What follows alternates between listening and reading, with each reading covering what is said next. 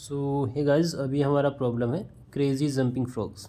ठीक है, तो इसमें हमें बेसिकली एन फ्रॉग्स दिए हुए हैं।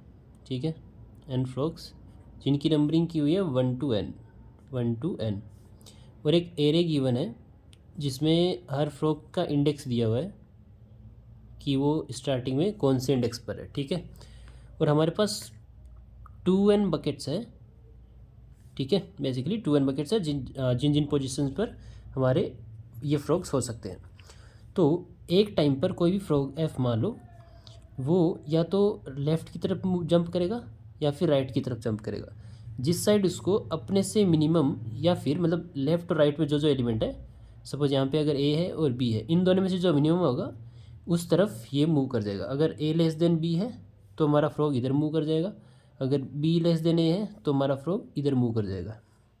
ठीक है, तो हमें ये बताना है कि किसी भी पॉइंट पर ये प्रोसेस इनफाइनाइट टाइम तक चलती रहेगी जब तक या तो सारे फ्रॉग एक ही बकेट में नहीं आ जाते, बट हर केस में ये पॉसिबल भी नहीं होगा कि सारे फ्रॉग एक बकेट में आ जाए, क्योंकि हमें ये पूछा गया है कि मैक्सिमम कितने फ्रॉग एक बकेट में आ सकते हैं। ठीक है ओके, किसी भी पॉइंट ऑफ टाइम पर हमें ये बताना है कि मैक्सिमम कितने फ्रॉग एक बकेट में आ सकते हैं। ठीक है, तो अब इसमें एक कॉन्सेप्ट का यूज़ किया गया है कि सपोज़ हमारे पास दो फ्रॉग है आई और जे। ठीक है, उनके बीच में कुछ डिस्टेंस है। ठीक है, जितनी भी डिस्टेंस है। ओके, अब इन दोनों के बीच की डिस्टेंस या तो इवन हो सकती है या इन दोनों के बीच की डिस्टेंस ओड हो सकती है। ठीक है, अब एक पॉइंट पर मतलब किसी भी ऑपरेशन में दोनों को जंप करना है, या तो दोनों सेम डायरेक्शन में जंप कर सकते हैं या दोनों डिफरेंट डायरेक्शन में जंप कर सकते हैं।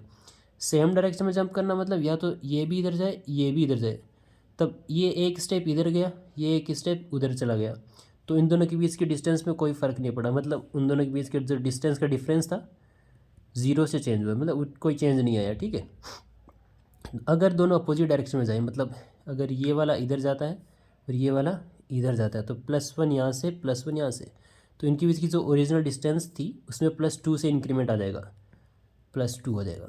अगर अपोजिट डायरेक्शन इस तरह से है कि ये इधर आ रहा है और ये इधर आ रहा है, तो -1 इधर से -1 इधर से, टोटल डिफरेंस कितना आया -2 का। तो इसका मतलब ये है कि जो कोई भी दो फ्रॉग है उनके बीच की डिस्टेंस -2 +2 या 0 इतना चेंज आ सकता है। ठीक है, तो अगर उन दोनों के बीच की डिस्टेंस ओड है तो वो दोनों कभी भी नहीं मिलेंगे, कभी भी नहीं। समझ रहे हो? क्योंकि अगर उन दोनों के बीच की डिस्टेंस सपोज़ 3 है ना, तो इसमें इसको हमें 0 बनाना है, तो 0 कैसे बनाएंगे? क्योंकि हर बार या तो +2 होगा या +2 या -2 या 0 होगा, तो ये तो कभी भी उन दोनों के बीच की डिस्टेंस 0 होगी नहीं। बट अगर उन दोनों के बीच की डिस्टेंस इवन है, तब हम वो किसी भी फ्यूचर में किसी ना किसी पॉइंट पर दोनों मिल जाएंगे। ठीक है, तो हमें बस इसमें कुछ नहीं करना था कि हमें जो इंडेक्स एरे दे रखा था उसमें इवन एलिमेंट्स फाइंड करने थे। एलिमेंट्स मतलब वो बेसिकली इंडेक्स को रिप्रेजेंट कर रहे थे, इवन इंडेक्स को, और ओड इंडेक्स वाले फाइंड करने थे। ठीक है, ओड वाले फाइंड करने थे। तो इन दोनों में से जो मैक्सिमम आ रहा था वो हमारा आउटपुट था, बस और कुछ नहीं करना था। इसके अंदर सिंपल सा था कि जो एलिमेंट दिए हुए हैं उसमें इवन एलिमेंट काउंट करो और ओड एलिमेंट काउंट करो, इन दोनों का मैक्सिमम आउटपुट कर दो, बस दैट्स ऑल। अब इसको देखते हैं कि ये जो मैं कह रहा हूँ कि जो जो इवन इंडेक्स पे हैं वो आपस में मिल जाएंगे और जो जो ओड इंडेक्स पे हैं वो आपस में मिल जाएंगे। तो ये कैसे पॉसिबल है? तो इसको एक एग्जांपल से समझते हैं। सपोज़ हमारे पास n की वैल्यू 4 है, मतलब फ्रॉग्स होंगे हमारे 1 2 3 4। ठीक है, और उनका इंडेक्सेस हमें कुछ इस तरह से दिया हुआ है 1 2 4 और 5। तो हमारे पास क्योंकि 2n बकेट्स हैं, n की वैल्यू 4 है, तो बकेट कितनी होगी? 8 होगी। 1 2 3 4 5 6 7 8 बकेट होगी, और उनका इंडेक्स यहाँ पे लिख देता हूँ 1 2 3 4 5 6 7 और 8। ये इंडेक्स हो गए, ये इंडेक्स को रिप्रेजेंट कर रहे हैं, राइट। यहाँ पे पहला फ्रॉग उसका इंडेक्स ये, दूसरा फ्रॉग का इंडेक्स ये, तीसरे फ्रॉग का इंडेक्स ये और चौथे फ्रॉग का इंडेक्स ये है। तो हमने जो चीज़ देखा अभी कि इवन इंडेक्स वाले मिल जाएंगे और ओड इंडेक्स वाले आपस में मिल जाएंगे, तो इवन इंडेक्स वाले कौन से हैं, ये वाले ना, मतलब 2 और 3 मिल जाएंगे, 2 और 3 एक बकेट में आ जाएंगे और 1 और 4 एक बकेट में आ जाएंगे। ठीक है, अब इसको ड्राई रन करके देखते हैं। तो पहला जो फ्रॉग है उसका इंडेक्स है 1, ठीक है यहाँ पे। दूसरा इंडेक्स है उसका फ्रॉग है 2, दूसरा फ्रॉग है उसका इंडेक्स है 2।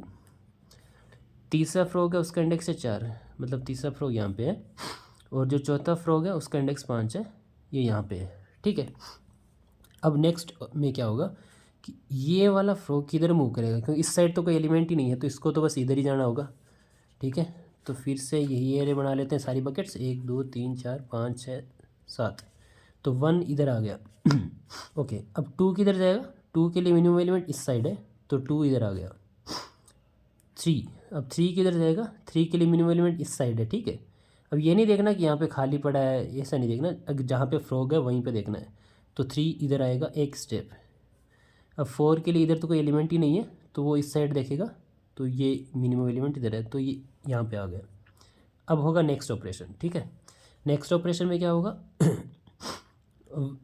2 के लिए मिनिमम एलिमेंट इस साइड है, तो 2 हमारा इधर आ जाएगा, 1 2 3 4 5 6 7। सो 2 आ जाएगा यहाँ पे सेकंड पोजीशन पे।